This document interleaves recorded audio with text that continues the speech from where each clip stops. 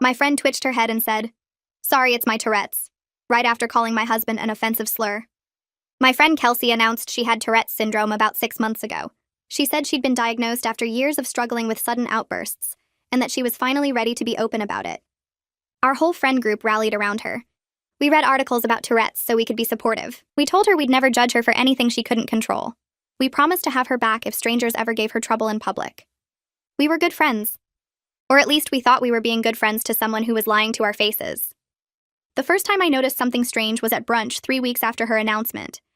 Kelsey was telling a story about her coworker when she suddenly blurted out that her coworker was a fat cow. She immediately covered her mouth and apologized and said it was her Tourette's. Everyone at the table nodded sympathetically. Her coworker wasn't even there, so it didn't seem like a big deal, but I noticed that Kelsey had been complaining about this same coworker for months before her diagnosis. She'd called her lazy and annoying and incompetent in private conversations. Now suddenly she was saying worse things but blaming it on a medical condition. I pushed the thought away because I didn't want to be the kind of person who doubted someone's disability. The second time was at my birthday dinner. My husband Terrell came to pick me up at the end of the night, and Kelsey met him for the first time. She shook his hand, and then her head twitched, and she called him a racial slur. The whole table went silent. Terrell's face went hard. Kelsey immediately apologized and explained about her Tourette's, and said she was so embarrassed and that she had no control over what came out of her mouth. My other friends jumped in to explain that Kelsey had a condition, and that she didn't mean it. Terrell looked at me and I could see he didn't believe her for a second.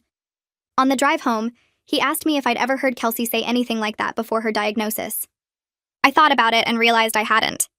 He said that was convenient. I told him I didn't want to accuse my friend of faking a disability. He said he wasn't accusing anyone of anything, but that he also wasn't going to sit at a table with someone who called him slurs, regardless of the excuse. I understood. Over the next few months, Kelsey's outbursts got worse and more targeted. She called our friend Diana stupid during Diana's promotion celebration. She told our friend Becca that her boyfriend was ugly during Becca's anniversary dinner. She announced that our friend Mira's cooking tasted like garbage at a potluck Mira had spent all day preparing for. Every single time she'd twitch and apologize and blame her Tourette's. Every single time our friends would comfort her and tell her it wasn't her fault. And every single time the insult happened to be something she'd expressed privately before. I started keeping track in my head. Kelsey had told me months ago that she thought Diana got promoted because of her looks, not her skills. She'd mentioned that Becca's boyfriend wasn't attractive enough for Becca. She'd complained that Mira always overcooked her food. Now all those opinions were coming out as Tourette's tics. I researched Tourette's syndrome. I learned that coprolalia, which is the involuntary swearing that people associate with Tourette's, actually only affects about 10% of people with the condition. I learned that tics were usually repetitive and consistent, not perfectly crafted insults tailored to specific situations. I learned that tics happened randomly, not conveniently, during moments when Kelsey wanted to say something mean to someone. I also noticed that Kelsey's tics only happened in English. When we went to a Japanese restaurant and the server didn't speak much English, Kelsey's Tourette's was mysteriously quiet.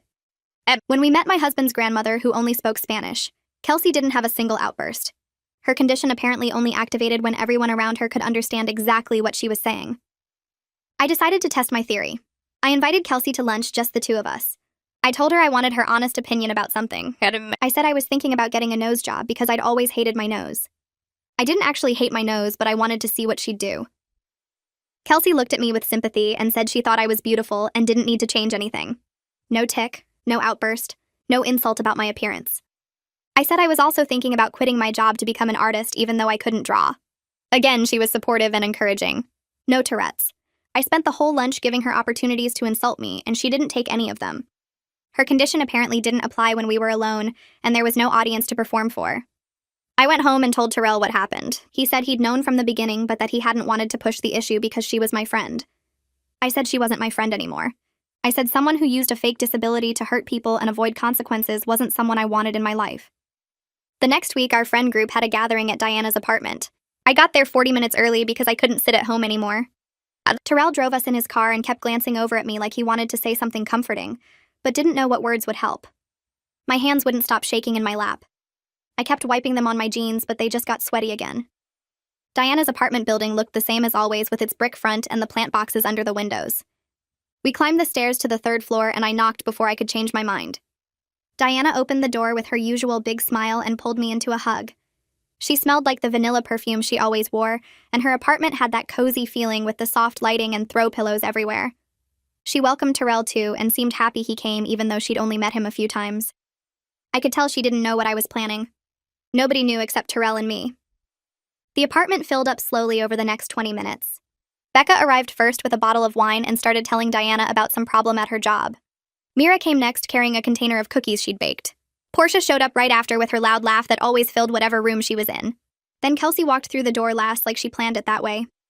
She had on a bright red jacket and new boots, and she made sure everyone noticed both. She went around hugging each person and complimenting them on something. She told Diana the new haircut looked amazing. She told Becca those earrings were so cute. She touched Mira's arm and said something that made Mira smile. I watched the whole performance knowing exactly what it was now. A show. A carefully planned act to make everyone love her and feel special. My stomach twisted watching her work the room. Terrell stood next to me holding his beer, and I felt his hand brush against mine for just a second. A reminder that he was there, that I wasn't alone in seeing through her. We all moved into Diana's living room and settled into our usual spots. Diana had put out chips and dip on the coffee table. Someone turned on music in the background. The conversation flowed easy at first, with everyone catching up on the week. Becca talked about her boyfriend maybe getting a promotion. Mira complained about her landlord raising the rent. Portia shared a funny story about her sister's wedding planning drama. Then Kelsey launched into this whole thing about her neighbor's cat that kept getting into her apartment somehow. She made it sound hilarious with all these details about finding the cat in her closet and on top of her fridge. Everyone laughed. Even Diana had tears in her eyes from laughing so hard. Kelsey glowed from the attention.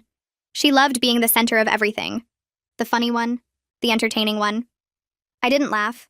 I just watched. Terrell sat on the arm of my chair with his beer, and his face had that same look from my birthday dinner. That look that said he saw right through her and couldn't believe everyone else was falling for it. The laughter died down, and there was a natural pause while people sipped their drinks and reached for chips. My heart started pounding so hard I thought everyone could hear it. This was the moment. I had to do it now before I lost my nerve. And I took a breath that felt like it filled my whole chest. Then I spoke up and said I needed to talk to everyone about something important. My voice came out steadier than I expected. The room went completely quiet. All the faces turned toward me.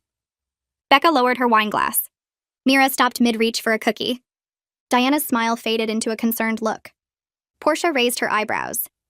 And Kelsey. I watched Kelsey's whole body language change. Her shoulders tensed up. Her smile froze on her face. Her eyes got this sharp look like an animal sensing danger. She knew somehow. Some instinct told her this was about her even before I said another word. I started talking and laid it all out calmly. I explained that I'd been paying attention to her tics for months now. I pointed out how every single insult matched something she'd told me privately before. How she'd complained about Diana's promotion being undeserved and then her Tourette's called Diana stupid. How she'd said Becca's boyfriend wasn't good looking, and then her tic called him ugly. How she'd criticized Mira's cooking before, and then blurted out, it tasted like garbage. I kept my voice level and just stated the facts. Then I brought up the language thing, how her tics only happened in English. How we'd been to that Japanese restaurant and she was silent the whole time with the server who barely spoke English. How she met Terrell's grandmother who only spoke Spanish and didn't have one single outburst. I finished by telling them about our lunch last week. How I'd given her so many chances to insult me when we were alone. How I'd said I wanted a nose job and she was supportive. How I'd said I wanted to quit my job to be an artist even though I couldn't draw and she encouraged me. 0 tics, 0 outbursts, nothing. Because there was no audience to perform for. Kelsey's face went white like all the blood drained out. Then red rushed back in, making her cheeks look like they were burning. She stood up fast and her voice came out high and shaky. She said I was being cruel. She said she couldn't believe I would attack someone with a disability like this. She turned to the others and appealed to them with her hands out. She asked how I could accuse her of something so awful when she'd been vulnerable about her condition. She said she'd trusted us all with something personal, and now I was throwing it in her face. Her voice got louder and more upset. She said this was exactly why people with Tourette's were afraid to be open about it. Because people like me made them feel like they had to prove they were sick. Diana spoke up quietly from her spot on the couch. She said she'd been wondering about some of the same things. She brought up her promotion party when Kelsey called her stupid. She said it had bothered her for weeks because it felt so targeted and specific. Becca nodded slowly and admitted the comment about her boyfriend had felt wrong too. She said it wasn't just a random insult. It was the exact thing that would hurt most. I watched Kelsey's panic grow as her defenders started questioning her story. Her eyes darted around the room looking for someone to back her up. But nobody spoke up to defend her. Mira leaned forward and said she'd looked up Tourette's after the potluck when Kelsey insulted her cooking. She explained what she'd learned about tics being repetitive movements or sounds, not perfectly formed sentences designed to hurt someone. Brandon shifted in his seat and added that his cousin actually had Tourette's. He said it looked nothing like what Kelsey did. His cousin had motor tics where his shoulder jerked and he made this clicking sound with his tongue, over and over. The same movements, the same sounds, not different insults for different people in different situations. The energy in the room shifted. I could feel it. More people were doubting her now. More people were seeing what Terrell and I had seen. Kelsey changed tactics fast. Tears formed in her eyes and started running down her cheeks. She said her Tourette's presented differently than typical cases. She insisted that her doctor told her coprolalia could show up as context-specific phrases. She made her voice small and hurt. She said she couldn't believe her friends would doubt her during such a hard time in her life. She said dealing with this condition was already difficult enough without people questioning if it was real. She wiped at her eyes and her whole body shook like she was trying not to sob. Terrell spoke for the first time since we got there. His voice came out level but firm. He said he wouldn't sit quietly while someone used a fake disability to call him slurs. He looked right at Kelsey when he said it. He explained that he knew immediately at my birthday dinner that she was lying. He said he'd been waiting for months for other people to see through her act.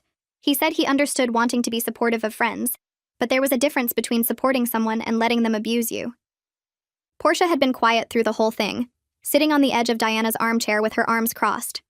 She leaned forward now and looked straight at Kelsey. She asked why Kelsey never had tics when speaking Spanish or Japanese in restaurants. The question hung in the air and everyone turned to look at Kelsey.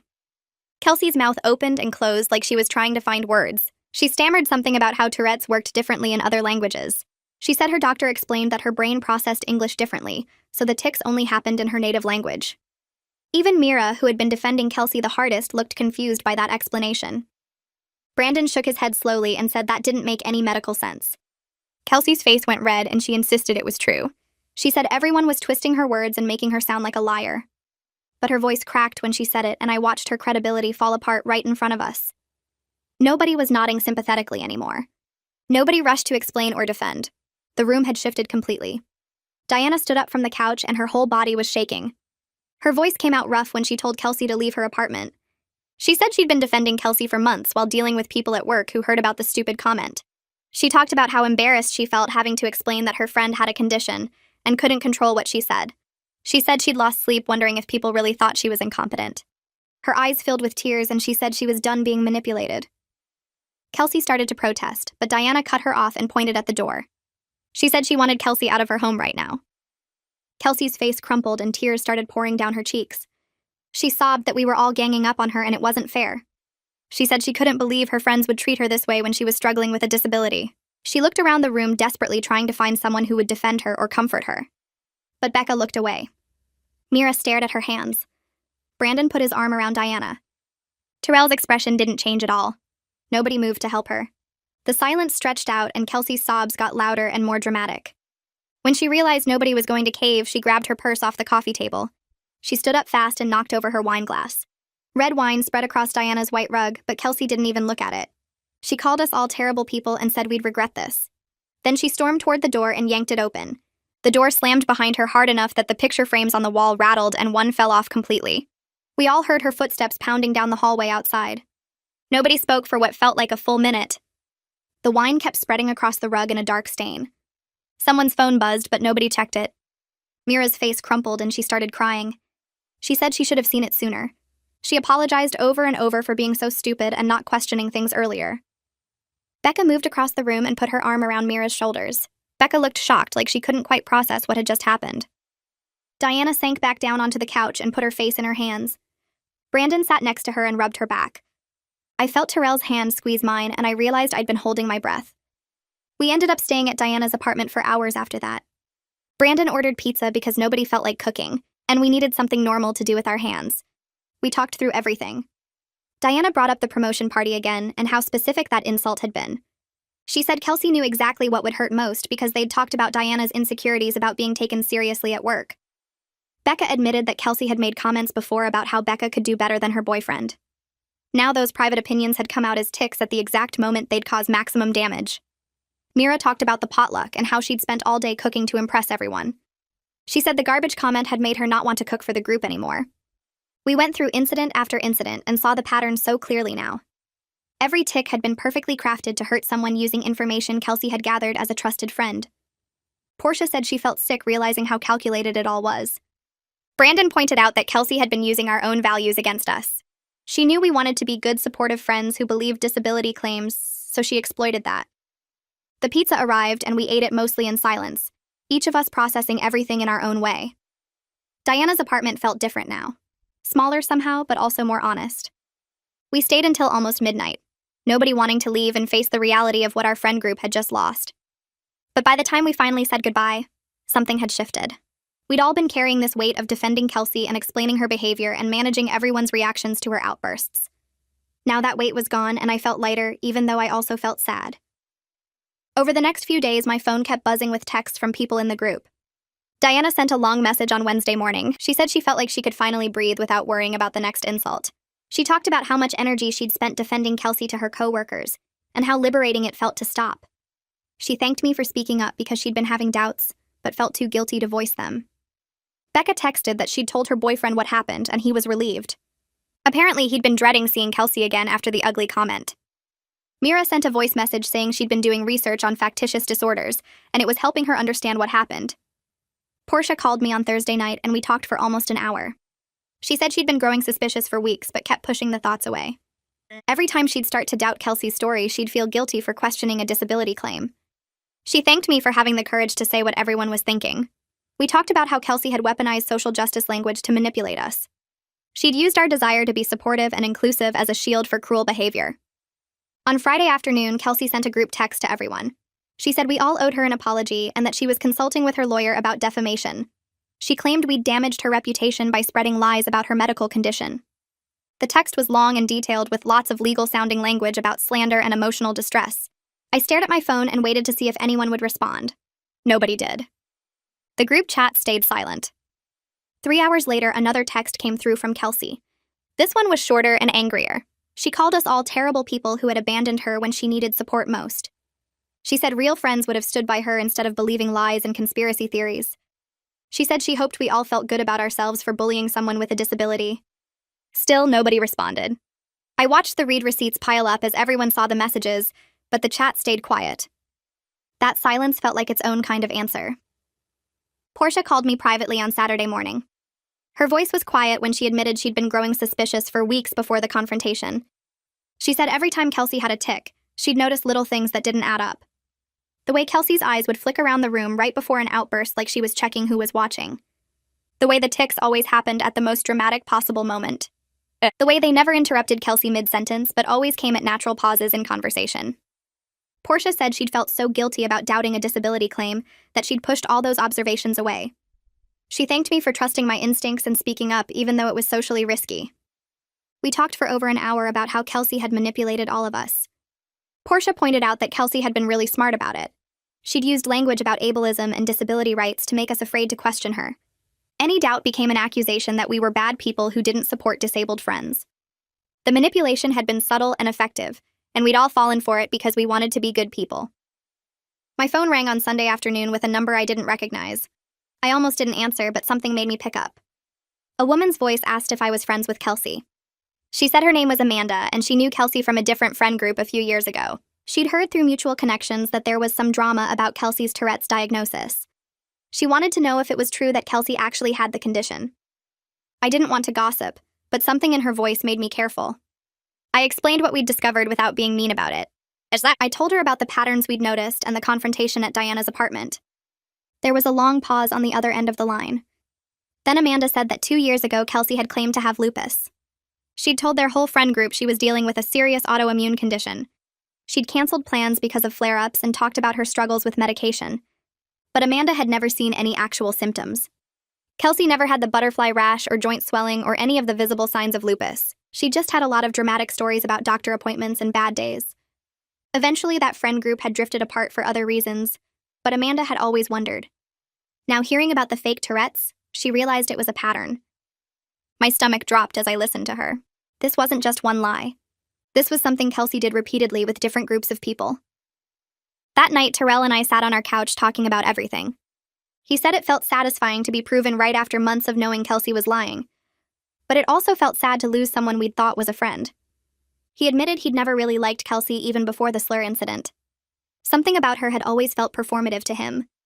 But he'd kept quiet because she was my friend, and he didn't want to cause problems. Now he said he was proud of me for trusting my instincts. He pointed out that I'd been willing to risk social consequences and friend group drama to stand up for what was right. That took courage, especially when everyone else was still defending Kelsey. I leaned against his shoulder and said I felt relieved more than anything. The constant doubt and second-guessing had been exhausting. Always wondering if I was being a bad friend for noticing patterns. Always feeling guilty for having suspicions. Now I knew I'd been right to trust what I saw. We sat there for a while, not saying much. The TV played quietly in the background. Terrell's arm was warm around my shoulders. Outside our window, the city lights blinked in the darkness. Everything felt different now, but also somehow more solid and real. The following weekend, Diana sent out a group text inviting everyone to her place again. She specifically mentioned it would be nice to hang out without drama. Nobody needed to ask what that meant. I showed up with Terrell and a bottle of wine. Becca arrived with her boyfriend. Mira brought homemade cookies. Portia came straight from work, still in her business clothes. We settled into Diana's living room and someone put on music and the conversation started flowing naturally. It felt different right away. Nobody was tense or waiting for something bad to happen. Nobody was watching their words or preparing to do damage control. We just talked and laughed like normal people having a normal evening. I found myself relaxing in a way I hadn't in months. My shoulders dropped. My jaw unclenched. I hadn't realized how much stress I'd been carrying until it was gone. We talked about regular stuff like weekend plans and new restaurants and a movie someone had seen. Simple conversations that didn't require managing anyone's feelings or navigating around potential insults disguised as medical symptoms. Around 9 o'clock, Becca's boyfriend brought up how relieved he felt not having to deal with Kelsey anymore.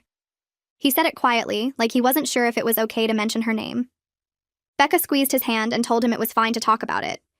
She explained to all of us that she'd been making excuses for Kelsey's behavior to him for months after the anniversary dinner incident.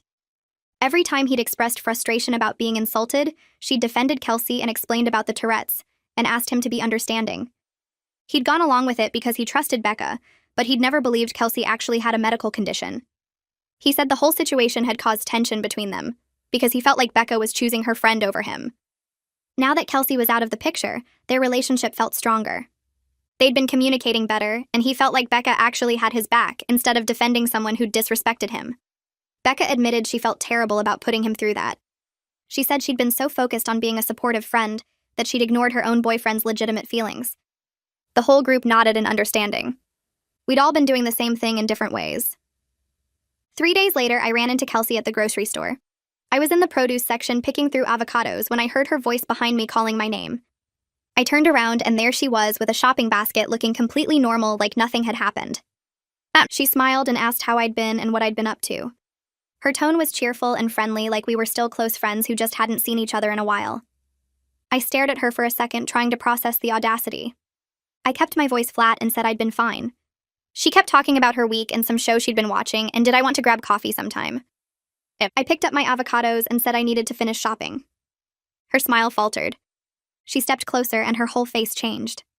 The friendly mask dropped and something cold showed underneath. She hissed that I'd ruined her life. She said I'd turned everyone against her and destroyed her friendships and made her look like a liar. Her voice was low and angry and nothing like the cheerful tone from 30 seconds earlier. I told her she'd done that to herself by faking a disability to hurt people. She said I had no proof and that I was just jealous of the attention she got. I pushed my cart past her and walked away. She called after me that I'd regret this, but I kept walking. My hands shook as I loaded groceries into my car. That night, I checked social media and saw that Kelsey had posted several vague messages about fake friends and betrayal. She wrote about people who abandon you when you need them most, and how she'd learned who her real friends were. She posted quotes about loyalty and backstabbing. She shared articles about disability discrimination. Every post was clearly about our situation, but written to make herself look like the victim. Within hours, I started getting messages from mutual acquaintances who hadn't been at Diana's apartment. They'd seen Kelsey's posts and wanted to know what happened. They asked if it was true that we'd all cut her off. They wanted my side of the story. I responded to each message with the same basic facts. I explained the patterns we'd noticed with her tics. I described how her insults always matched opinions she'd expressed privately before. I mentioned how her Tourette's only happened in English and never when we were alone. I didn't embellish or add drama. I just laid out what we'd observed and let people draw their own conclusions. Most of them responded with some version of "now that you mention it" or "I always wondered about that." A few days after that, I got a message from someone named Leah. She introduced herself as a coworker of Diana's who I'd met briefly at a few parties. She said Diana had told her what happened with Kelsey, and she wanted to get coffee if I had time. Something about her message felt genuine, so I agreed to meet her at a cafe near my apartment. Leah showed up exactly on time with a warm smile and ordered us both lattes. She got straight to the point. She said she'd had a similar experience in college with someone who faked having lupus for attention. Her whole friend group had rallied around this person and supported them through their supposed illness. They'd helped with rides to doctor appointments and brought meals and excused all kinds of bad behavior because their friend was sick. It took almost 2 years before someone discovered the person had never actually been diagnosed with lupus and had been making everything up. Leah said the betrayal had felt devastating. She'd questioned her own judgment for years afterward, wondering how she'd been fooled so completely. Hearing about what happened with Kelsey had brought all those feelings back, but also made her feel less alone in the experience. We talked for over an hour about manipulation and guilt, and how people exploit others' desire to be supportive. Leah pulled out her phone and showed me some articles about factitious disorders and something called Munchausen syndrome. She explained that some people fabricate illnesses or disabilities because of deep psychological needs for attention or sympathy. The articles described patterns that sounded exactly like Kelsey. People who claimed different conditions over time. People whose symptoms never quite matched the actual medical condition. People who thrived on the drama and attention their supposed illness created. Reading those articles shifted something in me. I'd been angry at Kelsey for lying and hurting people. But understanding that she likely had serious psychological problems made me feel something closer to pity, mixed with continued frustration. It didn't excuse what she'd done, but it provided context for why someone would do something so destructive. Leah and I finished our coffee and exchanged numbers. She said Diana had mentioned the friend group was getting together soon, and she'd love to join if that was okay. I told her I'd check with everyone, but I was sure they'd be happy to have her. I told her sister I appreciated her reaching out, and that I hoped Kelsey would get the help she needed.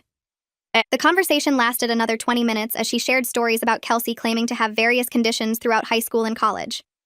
She'd told people she had chronic fatigue syndrome during her sophomore year of college, then switched to claiming she had fibromyalgia when that didn't get enough attention.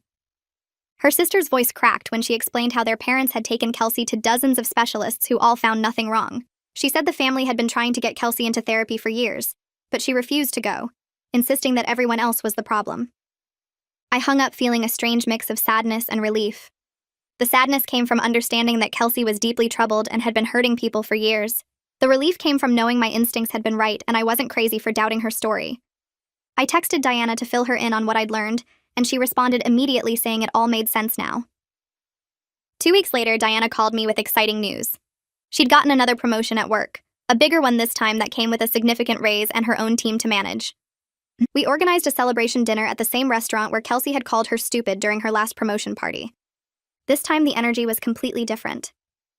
Everyone arrived smiling and relaxed, and we ordered appetizers and drinks without any underlying tension. Diana stood up partway through the meal and raised her glass. She thanked us for standing by her through everything that had happened with Kelsey. She said learning to trust her own perceptions and set boundaries had actually made her a better leader at work. Her voice was steady and confident as she talked about how the experience had taught her not to accept disrespect from anyone, even when it came wrapped in excuses. We all clinked glasses, and someone made a joke about how nice it was to celebrate without worrying about surprise insults. The laughter that followed felt genuine and free in a way our gatherings hadn't felt in months. That night when Terrell and I got home, he mentioned something while we were getting ready for bed. He said I seemed lighter somehow, less tense in my shoulders and more present in conversations. I thought about it and realized he was right. For months I'd been carrying this low-level anxiety about managing Kelsey's behavior and second-guessing my own observations. Every group gathering had required mental preparation for whatever might come out of her mouth. Every private conversation had involved weighing whether to share my concerns or keep quiet to avoid causing drama. All that energy had been freed up when I finally confronted the situation. I could just exist with my friends now without constantly monitoring and managing someone else's behavior. Terrell pulled me close and said he was proud of how I'd handled everything. He reminded me that he'd known from the beginning, but had waited for me to reach my own conclusions, because he knew I needed to trust my own judgment. The following weekend, Becca invited everyone over for brunch at her apartment. She'd been dating her boyfriend for almost 3 years, and we all knew they were serious. But when she stood up to make an announcement, I wasn't expecting what came next. She said they were moving in together and had already found a place with an extra bedroom for when friends visited. Everyone congratulated them and asked about the new apartment. Then Becca looked directly at me and said something that surprised me. She told the group that watching me stand up to Kelsey had inspired her to be more assertive in her own life. She explained that she'd spent years second-guessing her instincts and molding herself to please other people. When her boyfriend had been insulted at their anniversary dinner, she'd felt angry but had pushed those feelings down to be supportive of Kelsey's supposed condition. Seeing me trust my observations and speak up for the truth had shown her that it was okay to prioritize her own judgment over social pressure. She said it had affected more than just the Kelsey situation. She'd started speaking up more at work, setting clearer boundaries with her family, and being more honest with her boyfriend about what she wanted. Her boyfriend squeezed her hand and smiled, and I felt a surge of unexpected pride that my actions had helped someone else find their voice. The conversation naturally shifted to a discussion about how we'd all enabled Kelsey's behavior. Mira admitted she'd noticed inconsistencies early on, but had talked herself out of questioning them because she didn't want to be the person who doubted someone's disability. Diana said she'd felt the same way, especially after we'd all read those articles about Tourette's and promised to be supportive. We'd been so focused on being good allies that we'd ignored obvious red flags. Now, Becca pointed out that Kelsey had weaponized our desire to be understanding and used it as a shield for increasingly cruel behavior. We talked about how important it was to believe people when they disclosed disabilities or health conditions, but also how it was okay to notice when someone's story didn't add up. The pattern had been so clear in hindsight. Every tick perfectly matched a private opinion Kelsey had expressed before. Every outburst happened at the exact moment that would cause maximum damage to the target. Every explanation relied on us feeling too guilty to question her further. We made a pact to trust our instincts more in future friendships, and to communicate honestly with each other when something felt off. Leah had been quiet during most of this conversation, but she spoke up when there was a pause. She shared that she'd dealt with her own challenges around being believed when she disclosed a real health condition a few years ago. Some people had been skeptical because her condition wasn't visible and her symptoms fluctuated. She'd had to bring documentation to work and educate friends about what she was dealing with. Hearing about Kelsey's fake claims had brought up frustration because people like Kelsey made it harder for those with genuine disabilities to be taken seriously. When someone fakes a condition for attention, it creates doubt that spills over onto everyone else. Doctors become more skeptical. Friends become more cautious about offering support. Employers question whether accommodations are really necessary. The harm extended far beyond just our friend group. We sat with that reality for a moment, understanding that Kelsey's lies had broader implications than just the hurt feelings of people she'd insulted. She'd contributed to a culture of doubt that affected countless others who were dealing with real medical challenges. 3 weeks later, I got invited to a birthday party for someone I knew through work. I almost didn't go when I saw that Kelsey was invited, but Terrell encouraged me to attend and not let her presence control my social life. I walked in and immediately spotted Kelsey across the room.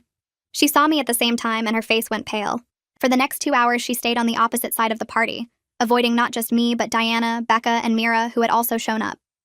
She left early without saying goodbye to anyone, and I noticed several people commenting on how quiet and subdued she'd been. The host mentioned that Kelsey seemed different somehow, less animated and attention-seeking than usual. Someone else said they'd noticed Kelsey hadn't had any tics all evening, which they found strange given how frequent her outbursts supposedly were. I didn't offer any explanation, just listened to people starting to form their own conclusions. The host called me 2 days later. She'd noticed the tension at the party and wanted to understand what had happened. She admitted she'd invited Kelsey before knowing about the situation, and felt terrible about creating an awkward dynamic. I explained everything from the beginning, walking her through the pattern of targeted insults, the convenient timing, the language specificity, and the private lunch test. She listened without interrupting and then let out a long breath. She said she'd always found Kelsey's Tourette's claims suspicious, but had felt like she couldn't question them without being a terrible person. The tics had seemed too perfectly crafted and too situationally convenient. She'd watched Kelsey insult people at multiple gatherings, and had noticed that the victims were always people Kelsey had complained about privately before. But she'd pushed down her doubts because disability awareness was important, and she didn't want to be on the wrong side of that issue. Now that she understood what was really happening, she felt relieved to finally have confirmation of what her instincts had been telling her all along. 3 months passed, and our friend group settled into a new normal. We'd added Leah as a core member, and she fit in perfectly with her straightforward personality and genuine warmth. We occasionally included other acquaintances at gatherings, and the dynamic felt more relaxed and authentic than it had in over a year. Nobody had to walk on eggshells or brace for surprise insults. We could compliment each other without worrying that someone would immediately undercut the moment with a cruel comment disguised as a tic. The constant low-level management of Kelsey's behavior and feelings was gone, replaced by easier and more honest interactions. Diana hosted a game night and we stayed up late laughing and talking without any underlying tension. Becca brought her boyfriend and he actually seemed to enjoy himself instead of looking uncomfortable and targeted. Mira made her famous lasagna, and everyone praised it enthusiastically, without any cruel commentary about her cooking skills. The absence of Kelsey's toxicity had created space for our friendships to deepen and become more genuine. Diana pulled me aside during that game night and shared something personal. She'd been in therapy for the past 2 months processing everything that had happened. Her therapist had helped her understand manipulation tactics and emotional abuse, and she was learning to recognize patterns she'd missed before. She explained that Kelsey had exploited social pressure around disability to avoid accountability for genuinely harmful behavior. The therapy sessions had helped her identify similar dynamics in other relationships, including with a coworker who used different excuses to justify disrespectful treatment. Diana said she was setting better boundaries across all areas of her life now. She'd stopped accepting behavior that made her uncomfortable just because someone had a good excuse or made her feel guilty for objecting. She thanked me again for speaking up because it had set off a chain reaction of positive changes in her life that extended far beyond just removing one toxic friend from the group. I started hearing things through mutual friends about a month later. Portia had been at a professional networking event downtown when Kelsey walked up to her near the refreshment table. Kelsey smiled bright and asked how Portia was doing, like they were still close friends who talked regularly. Portia kept her answers short and polite but didn't engage beyond basic pleasantries. She told me later that Kelsey's friendliness felt fake and forced, like she was performing for the other people standing nearby. When Portia excused herself to go talk to someone else, Kelsey raised her voice just enough for the surrounding group to hear. She made a comment about how sad it was when people abandoned friends who had disabilities, how some people claimed to support disability rights but showed their true colors when things got hard. Portia felt everyone's eyes on her back as she walked away. She said her first instinct was to turn around and defend herself, to explain the real situation to these strangers who were probably judging her. But she kept walking.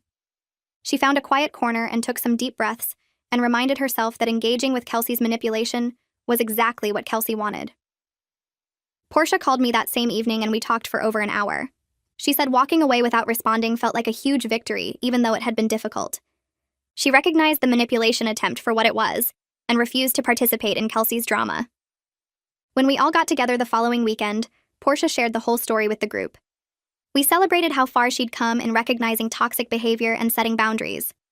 Diana said it was growth for all of us, learning to spot manipulation and not get sucked into defending ourselves to people who already made up their minds. The whole experience with Kelsey had taught us to trust our instincts and not engage with people who were trying to make us look bad. Brandon joined us at that gathering and he pulled me aside at one point to say something I wasn't expecting. He thanked me for what I'd done, for speaking up about Kelsey and getting her out of the friend group. He said he'd been dreading every single social event with us for months because of her. Every time Becca invited him to meet her friends, he felt sick to his stomach knowing Kelsey would be there. He never knew what cruel things she'd say about him or their relationship. The comment about him being ugly at their anniversary dinner had really hurt, even though he tried to play it off at the time. He said Becca's friends were important to her, and he wanted to be part of that world, but Kelsey made it miserable. Now he actually looked forward to hanging out with us. He felt respected and welcomed instead of targeted and insulted. Becca overheard part of the conversation and came over to hug both of us. She said their relationship was stronger now that she wasn't constantly making excuses for someone who disrespected him. That conversation with Brandon stuck with me for days afterward. I thought about how being a good friend isn't just about offering support no matter what. Sometimes being a good friend means having difficult conversations and setting boundaries. It means standing up when you see someone being hurt, even if the person doing the hurting has a good excuse. I'd spent so long worried about being the kind of person who doubted disabilities that I almost let Kelsey keep hurting people I cared about. Terrell and I talked about it one night while making dinner together. He said watching me find my voice and stand up for what was right had made him love me even more. He'd seen me struggle with the decision for weeks, weighing my values against my observations, and he was proud of how I handled the whole situation. I told him I couldn't have done it without his support and his initial skepticism that helped me trust my own instincts. Our group started planning a weekend trip about 2 weeks after that conversation. We'd talked about doing a group vacation for years but could never get everyone coordinated. Diana suggested we rent a cabin in the mountains for a long weekend. The planning process was surprisingly smooth. Everyone responded to messages quickly and contributed ideas without any drama or tension. Mira found a great rental property with enough bedrooms for all of us. Becca created a shared document for meal planning and everyone added their favorite foods. Leah offered to coordinate activities and researched hiking trails and local attractions. I realized halfway through the planning that this never would have worked when Kelsey was part of the group. There had always been underlying tension making it hard to coordinate anything. Someone would suggest an idea, and Kelsey would find something wrong with it. She'd complain about costs or locations or timing in ways that derailed the whole conversation. Now we were moving forward easily because everyone genuinely wanted to make it work, and nobody was creating obstacles just to create obstacles. The weekend trip happened in early fall when the leaves were changing colors. We drove up Friday afternoon and spent the evening settling into the cabin and making dinner together. Saturday we hiked during the day, and that night we built a bonfire in the backyard. The fire crackled and sent sparks up into the dark sky while we sat in a circle with blankets and drinks. Diana started talking about what she'd learned from the whole Kelsey situation. She said it taught her to trust her instincts even when her instincts went against what she thought she should believe. She'd known something was wrong with Kelsey's behavior, but kept pushing those thoughts away because she didn't want to be wrong about someone's disability. Now she was working in therapy on listening to her gut feelings and not dismissing them just because they made her uncomfortable. Becca agreed and said she learned that supporting someone doesn't mean accepting harmful behavior. You can believe someone has struggles while still holding them accountable for how they treat others. Mira added that the experience taught her the importance of honest communication in friendships. We'd all been talking around the problem instead of addressing it directly, and that just let the situation get worse. Leah had been quiet during most of the conversation, listening to everyone share their experiences. When there was a pause, she spoke up and said being welcomed into our group had been really meaningful for her. She appreciated that we were all committed to real relationships, instead of just performing friendship for social media or appearances. She said she'd been in friend groups before where people were fake nice to each other but talked behind each other's backs constantly. Our group felt different because we'd been through something hard together and came out stronger. Her perspective as someone who joined after all the drama helped us see how much we'd actually grown and changed. We weren't the same people who had nodded sympathetically every time Kelsey blamed her cruelty on a medical condition. We'd learned to recognize manipulation and set boundaries and have hard conversations when necessary. I heard through a mutual acquaintance about 3 weeks after the trip that Kelsey had moved to a different city. The person who told me wasn't sure if it was for a job or just a fresh start, but Kelsey was gone from our area entirely. Part of me hoped she was getting professional help and making better choices in her new location. Part of me hoped she was learning to take responsibility for her actions instead of hiding behind excuses. But mostly I just felt relief that she was no longer in our social world. And I didn't have to worry about running into her at events or hearing through friends that she was spreading lies about us. She was someone else's problem now, or hopefully she was working on herself and not creating problems for anyone. I shared the news with the group, and everyone had similar reactions. We wished her well from a distance, but were grateful for the geographic separation. Diana decided to host a gathering to mark the 1-year anniversary of when I first confronted Kelsey at her apartment. She sent out invitations calling it an honesty and growth celebration. We all showed up with food and drinks and spent the evening laughing and talking and remembering how far we'd come. Diana made a toast to real friendship built on trust and honesty, instead of walking on eggshells. We clinked our glasses together, and I looked around at these people who'd been willing to face an uncomfortable truth with me. We could have taken the easy path and kept making excuses for Kelsey. We could have let her keep hurting people because confronting her felt too hard. Instead, we'd chosen the difficult conversation and come out stronger on the other side. The evening felt light and genuine in a way our gatherings hadn't felt in over a year. Mira brought someone new to our next gathering about 2 weeks later. She introduced him as her boyfriend, and he seemed nervous meeting all of us at once. But everyone welcomed him warmly and included him in conversations and made him feel comfortable. Mira pulled me aside later in the evening and said she wouldn't have felt okay bringing him around when Kelsey was part of the group. She never knew what cruel comment might come out, and she didn't want to subject someone she cared about to that treatment. Now she felt confident bringing him into this space because she knew he'd be treated with respect and kindness. Watching her introduce her boyfriend with pride and confidence made me realize how much Kelsey's presence had affected all of us in ways we hadn't even fully recognized until she was gone.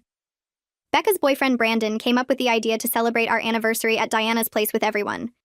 He said it would be perfect because the friend group had been there for us through everything, and they deserved to share in the good moments too.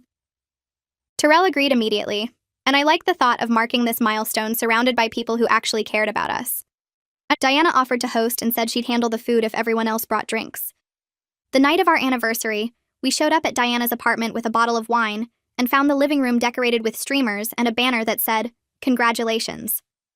Mira had made a cake with our names on it, and Portia brought flowers for the table. Leah arrived with her girlfriend, who we'd met once before, and they both seemed excited to celebrate with us. We sat around Diana's dining table eating pasta and garlic bread, while everyone took turns sharing stories about Terrell and me. Brandon told a story about the first time he met Terrell and how protective Terrell had been when asking about his intentions with Becca. Diana shared that she'd known we were solid as a couple from the way Terrell looked at me during the whole Kelsey situation. Portia said she admired how we handled conflict together instead of letting it divide us. Leah raised her glass and said she hoped to find a relationship as strong as ours someday. Terrell squeezed my hand under the table, and I felt grateful for these people and this moment. After dinner, Brandon made a toast and joked that surviving the Kelsey drama together was probably better than any couples therapy we could have paid for. Everyone laughed, and Terrell agreed and said dealing with that situation had taught us to communicate better and trust each other's instincts. I added that facing challenges as a team had deepened our relationship in ways that easy times never could. We clinked glasses, and I looked around the table at friends who'd stood by us and chosen honesty over comfort.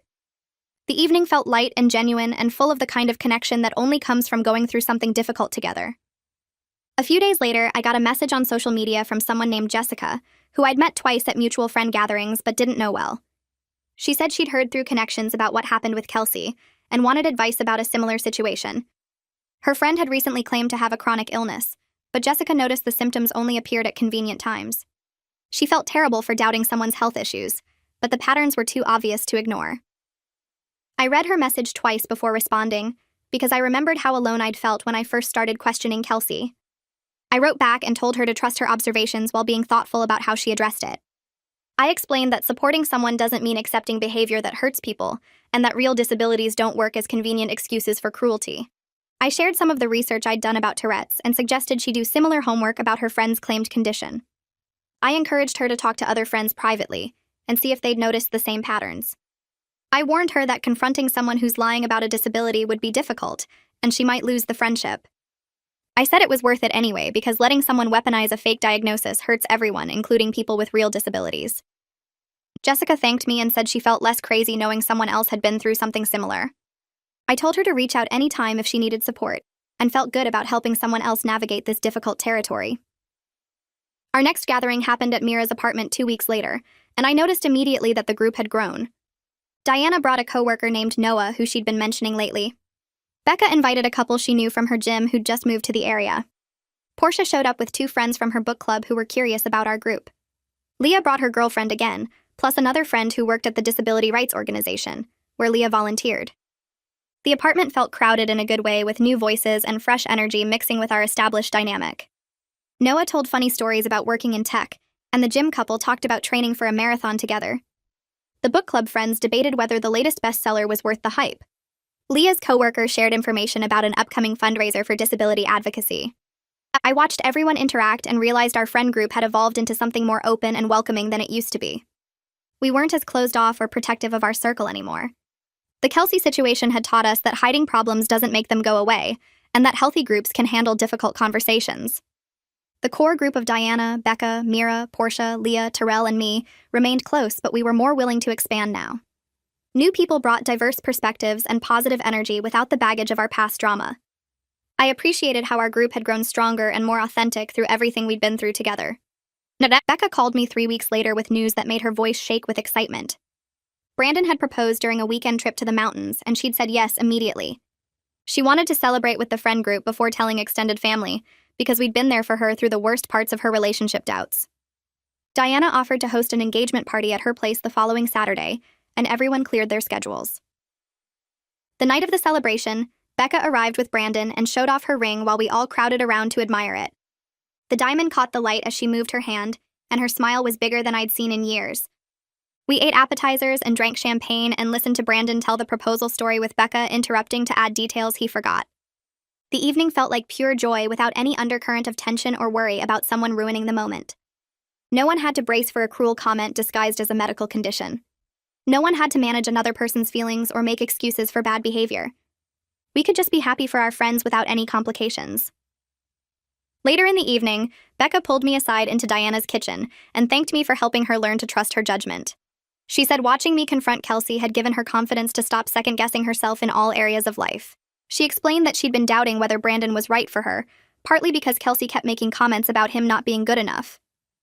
Once Kelsey was out of the picture, Becca realized her relationship was actually solid, and she could commit fully without outside interference. I hugged her and said I was glad she'd found someone who treated her well, and that she deserved this happiness. We went back to the living room and rejoined the celebration, feeling grateful for friendships that had survived difficult times and come out stronger. I started my new job on a Monday in late spring at a marketing firm downtown. The office was modern with glass walls and an open floor plan that made everything visible. My manager introduced me to the team during a morning meeting and explained my role handling client communications. Within the first week, I noticed patterns in how people interacted that reminded me of lessons from the Kelsey experience. A coworker named Ryan frequently blamed technology problems for missed deadlines, but I observed him spending significant time on personal calls.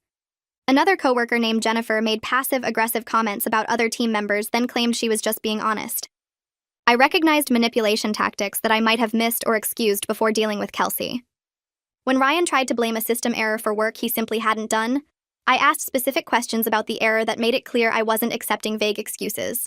When Jennifer made a cutting remark about a colleague's presentation, then said she was just trying to help, I pointed out that helpful feedback doesn't need to be delivered as an insult.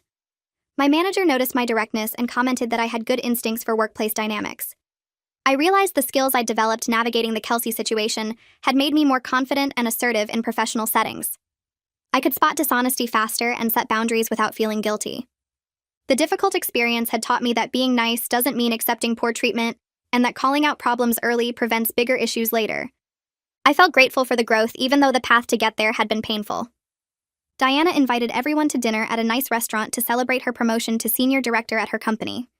She'd been working toward this position for 3 years, and finally got the offer with a significant raise and a team of people reporting to her.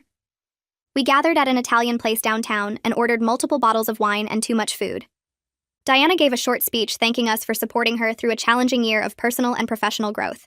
She said the past 12 months had taught her to address problems directly, rather than avoiding conflict, and that skill had made her a better leader. She explained that her new role required managing difficult conversations with team members and clients, and she felt prepared because of everything she'd learned from the Kelsey situation. She credited the experience with helping her develop stronger communication skills and more confidence in her judgment. Portia raised her glass and said Diana had always been a natural leader, but now she had the wisdom to back it up. Mira added that Diana's promotion was well-deserved and long overdue. Terrell said he'd seen Diana grow tremendously over the past year, and her company was lucky to have her. I felt proud watching my friend receive recognition she'd earned while also becoming a better version of herself through difficult circumstances. The evening felt like a celebration of growth and success that came from facing challenges head-on, instead of pretending problems didn't exist. At our next gathering, Portia shared that she'd been seeing a therapist for the past few months to work through some personal issues.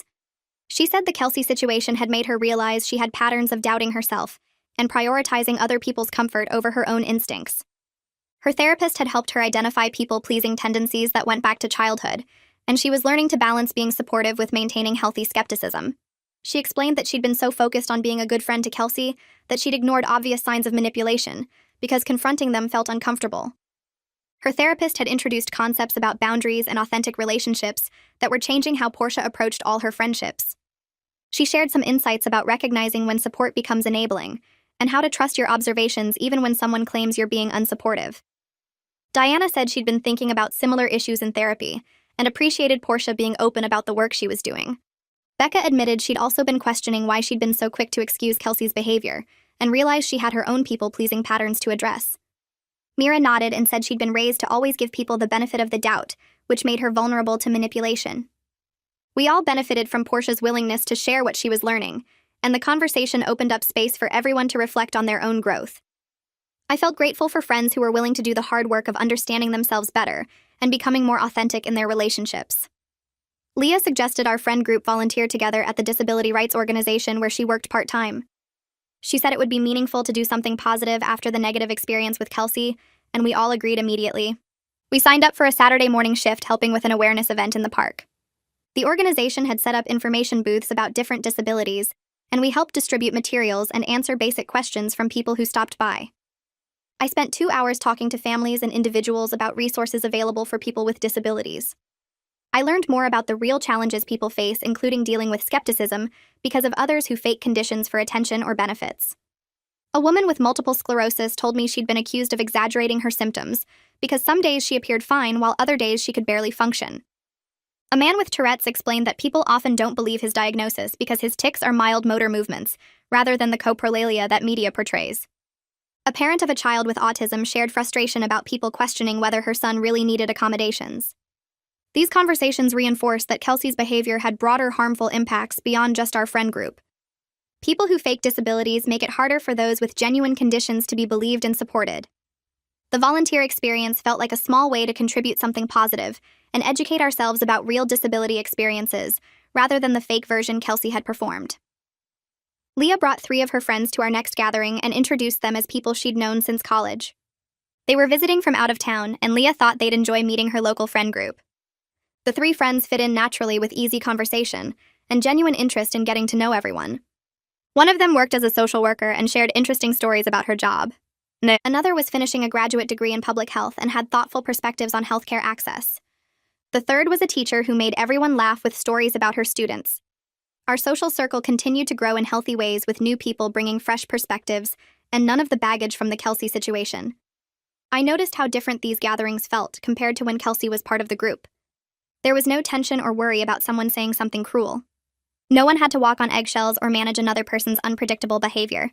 We could relax and enjoy each other's company without the constant low-level stress that Kelsey's presence had created. I appreciated how our group had evolved into something stronger and more authentic. We'd learned that real friendship meant being honest even when it was difficult, and supporting each other through challenges rather than enabling harmful behavior. The new people joining our circle benefited from the foundation we'd built through surviving something painful together. 18 months after the confrontation at Diana's apartment, I ran into Kelsey's sister at a coffee shop downtown. I almost didn't recognize her at first, but she approached me with a tentative smile and asked if we could talk for a minute. We sat at a table by the window, and she thanked me for setting boundaries with Kelsey, even though it had been difficult. She said Kelsey had struggled significantly after losing our entire friend group and had finally agreed to start therapy 6 months ago. The therapist had diagnosed her with factitious disorder, and they were working on understanding her pattern of fabricating health issues for attention. Kelsey's sister explained that Kelsey was starting to acknowledge what she'd done, though she still had trouble taking full responsibility. She said recovery would take years and might never be complete, but therapy was the first time Kelsey had admitted she had a problem. She thanked me again for being the one who forced consequences instead of continuing to enable the behavior. She said watching Kelsey lose all her friends had been the wake-up call she needed, even though it had been painful to witness. I told her I hoped Kelsey continued with treatment and found healthier ways to get her needs met. I said I wasn't interested in resuming any kind of relationship, but I genuinely wished her well from a distance. We finished our coffee and said goodbye, and I walked out feeling a complex mix of emotions about the update. I felt glad Kelsey was getting help, but knew our friendship couldn't be fixed. The betrayal ran too deep, and the manipulation had damaged too much trust. And I told her sister I hoped therapy would help Kelsey build healthier relationships in the future. But I also made it clear I wasn't interested in reconnecting or receiving updates about her progress. That boundary protected my peace and the health of my friend group. We'd all worked too hard to rebuild after her lies to risk letting her back in. I wished her well from a distance, the way you might wish well for anyone struggling with serious issues. But wishing someone well didn't mean opening my life back up to them. Some doors close for good reasons, and this was one of them. 3 weeks later, Terrell and I hosted a dinner party at our place. We invited Diana, Becca, Mira, Portia, and Leah, along with 3 of Terrell's colleagues from work. I spent the afternoon cooking while Terrell set up the dining room table with our nice dishes. The doorbell started ringing at 7, and soon our apartment filled with voices and laughter. Terrell's coworker Noah brought wine, and his wife brought homemade bread. Everyone mingled easily in the living room while I finished the last dishes in the kitchen. Diana helped me carry platters to the table and whispered that she loved seeing our 2 social circles come together. Dinner flowed with easy conversation about everything from work projects to travel plans to ridiculous stories about pets. Noah told a story about his cat that had everyone crying with laughter. Leah and Terrell's other coworker Sarah discovered they both loved the same obscure podcast and spent 20 minutes enthusiastically discussing episodes. And I looked around the table at all these people who genuinely enjoyed each other's company and felt grateful for what we'd built. After dessert, people moved back to the living room with coffee, and the conversation continued for another 2 hours. When everyone finally left around midnight, Terrell helped me load the dishwasher. He told me he was proud of the community we'd created together. I realized he was right. Losing Kelsey had actually opened space for deeper and more real connections. Without her negative energy and constant drama, we'd been able to welcome new people and strengthen existing friendships. The evening had felt warm and easy in a way our gatherings never had when Kelsey was part of the group. 2 nights later, Diana, Becca, Mira, Portia, Leah, and I had a girls' night at Mira's apartment. We ordered takeout and settled on her couch with wine and snacks. The conversation eventually turned to everything we'd been through with Kelsey. Diana said the whole experience had taught her to trust her instincts more. Becca agreed and added that she'd learned the importance of honest communication, even when it felt uncomfortable. Mira said she used to avoid conflict at all costs, but now understood that sometimes confrontation was necessary and healthy. Portia admitted she'd been too quick to doubt herself when things didn't add up with Kelsey's story. Leah said watching us work through that difficult situation had shown her what real friendship looked like. We talked about how painful it had been to realize someone we cared about had been manipulating us, but we also acknowledged that going through it together had made our friendship stronger. We'd learned to communicate more directly and support each other through hard truths instead of just comfortable lies. The Kelsey situation had forced us all to grow in ways that benefited every relationship in our lives. We stayed up late talking and laughing, and I felt grateful for friends who were willing to face uncomfortable realities and build something better together. 2 years passed since the confrontation at Diana's apartment. Our friend group continued to thrive with bonds based on honesty and real care for each other. Diana got another promotion, and we celebrated without any worry about someone ruining the moment. Becca and her boyfriend got married in a beautiful ceremony where everyone could relax and enjoy themselves. Mira started her own catering business, and we all supported her by recommending her to everyone we knew. Portia moved to a new apartment, and we helped her paint and decorate. Leah introduced us to her new girlfriend, and she fit right into the group. Terrell and I hosted regular dinner parties that brought together our expanding circle of friends. We'd all grown individually and together from what happened with Kelsey. I'd learned that real friendship meant being honest even when it was hard. Diana had learned to set boundaries and trust her judgment. Becca had learned to speak up when something felt wrong. Mira had learned that avoiding conflict only made things worse. Portia had learned to trust her instincts instead of doubting herself. Leah had found a group of friends who valued authenticity over performance. We'd built something real and lasting by refusing to enable harmful behavior and choosing truth over comfort. I felt grateful every time we got together for friends who were willing to face an uncomfortable situation and come out stronger on the other side.